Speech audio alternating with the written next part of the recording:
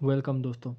आज हम बात करेंगे हिंदू सक्सेशन एक्ट 1956 की। हिंदू सक्सेशन एक्ट 1956 में बनने वाला 30 नंबर का एक्ट था। ठीक है जी, जो 17 जून 1956 को अनेक्ट भी हुआ। ठीक है जी, और साथ में इसकी जो इन्फोर्समेंट ठीक है जी, इन्फोर्समेंट हुई, वो भी हुई आपके 17/6/1956 को। ठीक है जी। अब जो ये हिंदू सक्सेशन एक्ट है, इसमें हमें क्या क्या चीज़ें पढ़नी है, आज की वीडियो में हम वो डिटेल से बात करेंगे। ठीक है जी। तो हिंदू सक्सेशन एक्ट में सबसे पहले जो हम पढ़ेंगे वो पढ़ेंगे types of property. Types of property का मतलब है कि प्रॉपर्टी दो टाइप की होती है। एक होती है पर्सनल, एक होती है इनहेरिटेड। ठीक है जी। अब जो ये पर्सनल प्रॉपर्टी होती है, ये वो प्रॉपर्टी होती है जो किसी पर्सन के द्वारा खुद जो है उसको या तो आपके रेंट, या तो वो आपके खुद परचेज की जाती है खुद के पैसों से।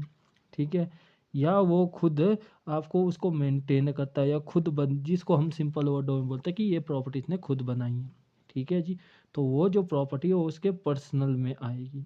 और इनहेरिटेड में आएगी वो प्रॉपर्टी जो उसको उसके फादर से या उसके मदर से कहीं से भी उसको इनहेरेंट हुई है। ठीक है, वो इनहेरिटेंट में आएगी, जिसको हम हिंदू जॉइंट प्रॉपर्टी भी बोलते हैं। ठीक है जी, जिसको हम बोलते हैं हिंदू जॉइंट प्रॉपर्टी। ठीक है जी। और इसके बाद जो दूसरी चीज़ हम इसमें पढ़ेंगे हिंदू सक्सेशन एक्ट में, वो हम पढ़ेंगे जॉइंट हिंदू फैमिली। ठीक है जी, कि जॉइंट हिंदू फैमिली जो है वो कौन सी होती है, कब जो है कोई फैमिली जो है वो जॉइंट हिंदू फैमिली मानी गई है अकॉर्डिंग टू लॉ। ठीक है जी। और पढ़ेंगे हम इसमें right of succession inherited property या अनसेस्टर प्रॉपर्टी, कि जो अनसेस्टर प्रॉपर्टी है या जो इनहेरिटेड प्रॉपर्टी है उसमें किसके क्या राइट्स हैं, किस पर्सन को उसमें राइट्स मिले हैं, क्या क्या राइट्स मिले हैं, उसमें फादर के क्या राइट है, उसमें सन के क्या राइट है, उसमें डॉटर के क्या राइट है।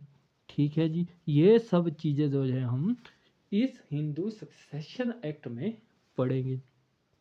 इसके बाद जो हिंदू सक्सेशन एक्ट में हम सबसे मेन चीज़ें पढ़ेंगे वो है एगनेट कौन होते हैं, कॉग्नेट कौन होते हैं। ठीक है जी, हेयर्स कौन होते हैं। ठीक है जी, ये सारी जो टर्म्स है ये भी हम हिंदू सक्सेशन एक्ट में पढ़ेंगे। और इसके अलावा हम इसमें देखेंगे जिसको हम बोलते हैं आपके पार्टीशन। पार्टीशन, ठीक है, इसमें हम पार्टीशन भी पढ़ेंगे।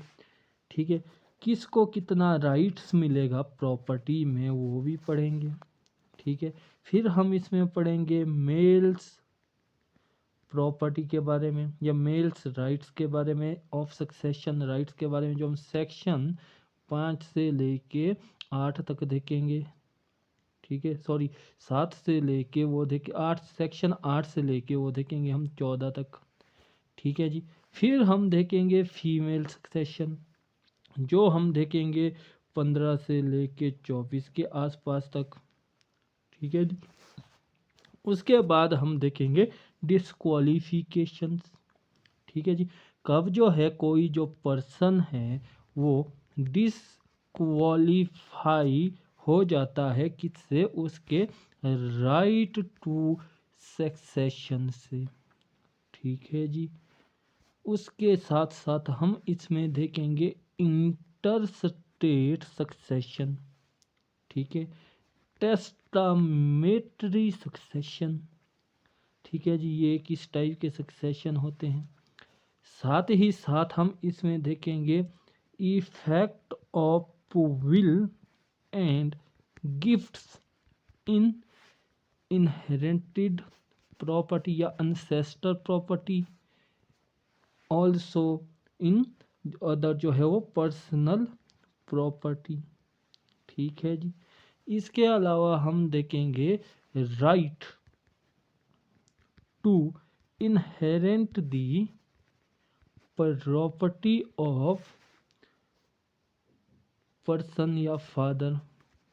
ठीक है जी, कि एक जो पर्सन है उसकी प्रॉपर्टी किस किस को मिलेगी, कैसे मिलेगी, ये सब चीज़ें जो है हम हिंदू सक्सेशन एक्ट 1956 में देखेंगे। तो हिंदू सक्सेशन एक्ट 1956 जो है उसका जो सेक्शन 1 है वो बात करता है शॉर्ट टाइटल एंड एक्सटेंड की। ठीक है जी। तो जहाँ तक इसके शॉर्ट टाइटल और एक्सटेंड की बात है तो ये एक्ट जो है एक्सटेंड है होल ऑफ इंडिया में। ठीक है जी। और ये जो है ये इसका जो नाम है वो है, जो इसका टाइटल है वो कहा जाता है हिंदू सक्सेशन एक्ट 1956। ठीक है जी। इसके अलावा जो सेक्शन 2 है वो वही है जो हमने हिंदू मैरिज एक्ट में पढ़ा था कि हु इज हिंदू। ठीक है जी। और दिस एक्ट अप्लाइज। ठीक है जी। ये सेम एज इट इज़ वैसा ही है जैसा हमने हिंदू मैरिज एक्ट में पढ़ा था। अब जो इसके अलावा सेक्शन 3 है, इसके साथ ही जो सेक्शन 3 है वो बात करता है डेफिनेशन और इंटरप्रिटेशन की। ठीक है जी, कि डेफिनेशन और इंटरप्रिटेशन की, जिसमें हमें कुछ डेफिनेशनें देखने की ज़रूरत है। बाकी तो वही है जो हमारे हिंदू मैरिज एक्ट में है। तो इसमें जो है सेक्शन 3 की जो ए डेफिनेशन है वो बात करती है एग्नेट की, कि एग्नेट कौन होता है, जिसे हम पढ़ेंगे जब हम पढ़ेंगे सेक्शन 7 और 8। अगला जो है वो बात करता है section 3 sub section C cognate की। इसे भी हम सेक्शन 8 के साथ पढ़ेंगे और उसके साथ समझेंगे कि कॉग्नेट कौन होता है। इसके अलावा दो जो अदर इम्पोर्टेंट डेफिनेशंस है वो है सेक्शन 3 सब सेक्शन एफ जो बात करता है हेयर की, कि लीगल हेयर कौन होते हैं।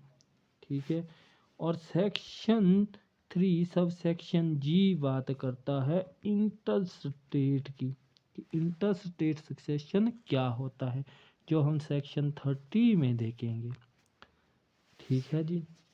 इसके अलावा जो सेक्शन 4 है, जो सेक्शन 4 है वो बात करता है आपके ओवरराइडिंग इफेक्ट की। और ये भी सेम उसी टाइप का है जैसा हमने हिंदू मैरिज एक्ट में देखा था, कि हिंदू सक्सेशन एक्ट से बनने से पहले कोई भी प्रोविज़न जो है जो हिंदू सक्सेशन एक्ट में कवर कर दिया गया वो ख़त्म है। और दूसरा क्लॉज बोलता है कि कोई भी ऐसा प्रोविज़न जो हिंदू सक्सेशन एक्ट के किसी भी प्रोविज़न को वायलेट करता है तो वो प्रोविज़न भी ख़त्म है। ठीक है जी।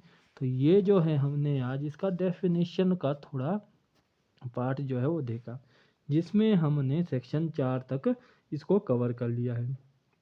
अब इसके बाद जो है नेक्स्ट वीडियो में जो हम बात करेंगे वो बात करेंगे हम इंटरस्टेट सक्सेशन की।